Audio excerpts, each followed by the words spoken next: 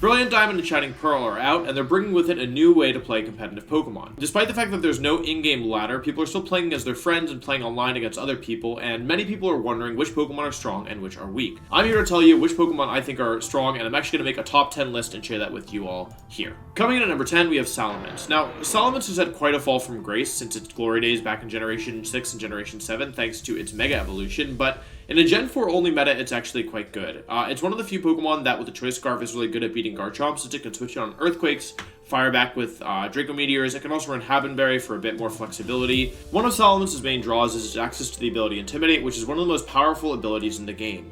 Intimidate lowers both foes' attacks by one stage when you switch it in, and it can be used multiple times throughout the battle, provided you switch in multiple times. Salamence also has really good move coverage. It has access to fire moves, it has access to Hydro Pump, though that is a bit inaccurate. Salamence is typically a special attacker, but can also be used as a physical attacker with moves like Dragon Dance, Outrage, Stone Edge, though this is a bit less consistent in my opinion compared to the special set. Coming in at number 9, we have Arcanine. Arcanine is a Pokemon that has had quite a bit of success in VGC, most notably in 2017. We already talked about how good Intimidate is as an ability, but Arcanine has more than just its ability.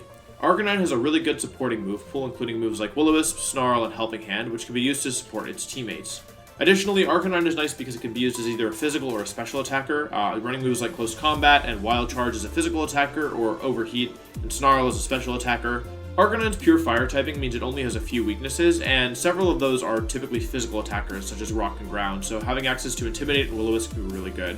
While Arcanine typically struggles in formats where there are better Intimidate Pokemon, such as Incineroar and Landorus, neither of those are legal in Generation 4, so Arcanine I think will have its time to shine. Coming in at number 8, we have Heatran. Heatran is a personal favorite Pokemon of mine, although it's not quite as good as it was in its original Diamond and Pearl, thanks to the nerfs that Steel typing received in Generation 5 that have unfortunately carried over retroactively. Heatran's still a really good Pokemon. There's way less good Steel-type Pokemon to choose from in Generation 4, and in my opinion, Heatran is by far the best of them, though there are some decent alternatives like Empoleon and Magnezone, but Heatran is, in my opinion, the best of the available Steel-type Pokemon. Heatran often serves as a bulky attacker role, being able to sponge attacks thanks to its good defensive typing, and then fire off consistent damage with moves like Heat Wave, Earth Power, and Flash Cannon. The reason Heatran isn't higher is because being weak to ground and water is a bit difficult in the current format, especially with Pokemon like Garchomp and Rotom Wash running around, so although it is a really solid supporting piece for your team, it is not without its flaws. Number 7 might surprise some people, but I'm actually putting Hariyama as number 7. I touched on how the overall power level of the Intimidate Pokemon is a little bit lower than it would be in a current format, and so Intimidate will therefore be a bit less common than it is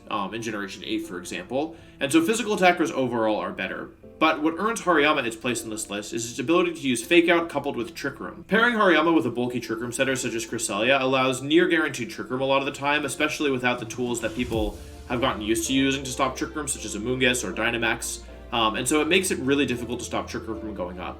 Additionally, once Trick Room is up, Hariyama actually really benefits from it because it has such high base attack and good natural bulk as well. Something like Guts Flame Orb with Fake Out Close Combat and then 2 coverage moves is really difficult to deal with, as you're often able to get Trick Room up turn 1 and then activate your Flame Orb at the end of the turn, giving you a pretty scary Pokemon to deal with under Trick Room.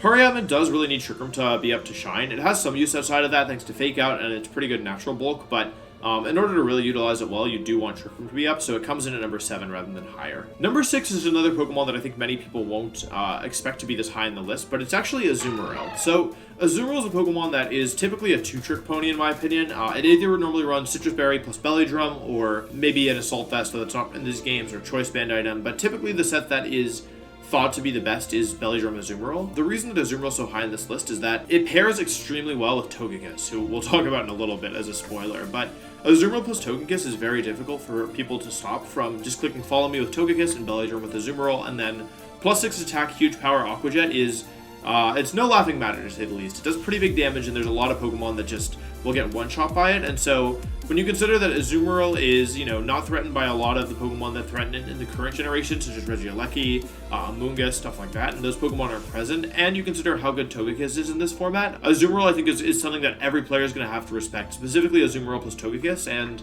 We'll have to see if as the format develops, if it's as strong as it seems, because I think if it's one of those teams where if you don't respect that combination, you might just immediately lose the game to it. Coming in at number 5 is a Pokemon that's been notorious and competitive Pokemon for a while, Tyranitar. Tyranitar is a really, really solid Pokemon. It just has incredible base stats. Its typing actually isn't that good, but it does pair well with its ability Sandstream being a rock type. I think the big thing about Tyranitar is that it just has so much more stats than a lot of Pokemon around it in the format, and its typing is actually also pretty nice for a number of reasons based on the other Pokemon that are around. I mean, we've already talked about how Salamence, Arcanine, Heatran, all those Pokemon don't match up super well into Tyranitar, and then some of the Pokemon higher up as well struggle a bit. But I think that Tyranitar is a really good Pokemon. It has Sandstream, which can pair really well with Garchomp Sandveil.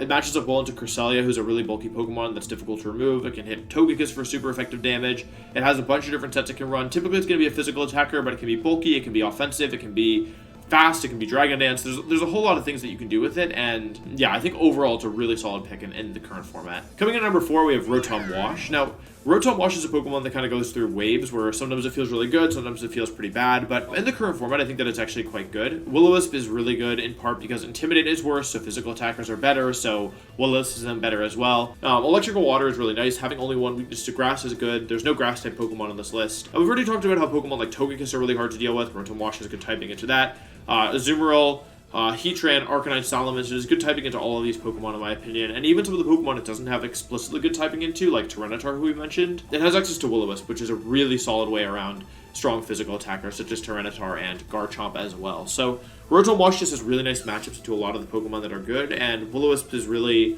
nice utility, and we're also playing with buffed Will-O-Wisp accuracy, unlike original Gen 4, which was 75% accurate. We now have 85% accurate Will-O-Wisp. So Rotom Wash is definitely one of the best Pokemon in the format, and we'll have to see what counterplay people develop. Number 3 is going to be Togekiss. We've talked a bit about Togekiss already, but the fact of the matter is that Follow Me is a better form of redirection than Rage Powder, and Rage Powder was for many years kind of the dominant form of redirection just because the users were better, but it feels like in recent years people have realized how good Togekiss is, especially with the Fairy typing edition. But yeah, Togekiss is a very bulky support Pokemon that has access to not only Follow Me, but also Helping Hand, Yawn, Thunder Wave, and Generation 8 it even gets to Ally Switch, which I don't believe is in this game. But yeah, it also has a pretty solid offensive move in Air Slash, which if you pair it with Serene Grace gives you 60% chance to flinch, which is pretty significant to say the least, and can definitely swing fights. Yeah, it's just a bulky Pokemon with redirection that's really, really hard to deal with, and it really enables a lot of other Pokemon. So you can do Togekiss Garchomp and do Swords Dance, you can do Togekiss Tyranitar and Dragon Dance, Togekiss Azumarill Belly Drum, Togekiss Cresselia and Trick Room. There's just a lot of things that you can really do with Togekiss, and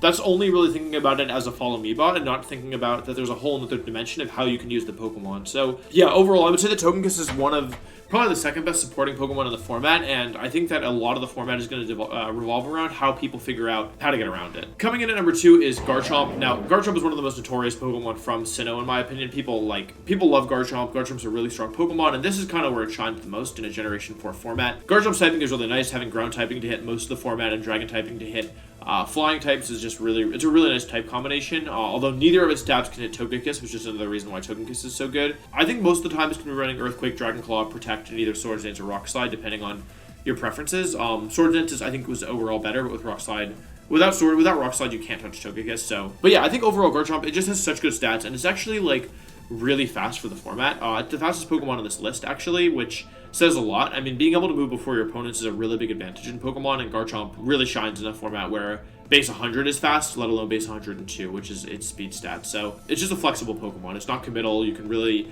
use it in a variety of situations, and it pairs well with a lot of other Pokemon on this list, like Tyranitar, Togekiss, Rotom, like a bunch of the other mons. Last but not least, our number 1 Pokemon is going to be Cresselia. Now, Cresselia has definitely fallen off in recent years. I think that's in part because of the power creep. It's also in large part because of its Incineroar. And Incineroar being the best Intimidate user just makes Cresselia's life a lot harder, but this is pre-Incineroar, and so Cresselia, for those of you who don't know, is probably the single best Pokemon in Generation 5 when I played, and when I started playing, I should say, and it's also, I believe, one of the best Pokemon in Generation 4's competitive scenes as well. You have moves like Trick Room and Icy Wind, which allow you to control the speed. You can even run Thunder Wave if you want. You also have moves like Helping Hand, Ice Beam for opposing Garchomp, Psychic to whittle things down. You can run Calm Mind, you can run Moonlight. There's so many different moves you can run with Cresselia, and they're all kind of viable. So it's a Pokemon that is really customizable depending on what you need for your team. It can offer like 3 different good forms of speed control, and it's really difficult to remove from the field. And it's one of those Pokemon where, like, oftentimes your opponent's not going to want to devote resources into attacking it because it's so bulky and it will take so long to remove, but if you ignore it, it'll be really disruptive. So yeah, I think Cresselia in a format where dark types, there aren't as many good dark types, there aren't that many good ghost types, bug types are almost never good. So yeah, I think in a format like that, Cresselia really shines. And I think that a lot of the format will be, I think, built around how do you get around Cresselia, how do you get around Togekiss, because these support Pokemon are very powerful. And that's the list. So if you enjoyed this, please let me know in the comments down below. At some point, I will have competitive battles on my channel. Gotta beat the game first, so I'm still working on that. Hopefully you enjoyed this, and if you want to see some competitive battles on the channel, please let me know. Thanks for watching, and I'll see you soon. Bye-bye.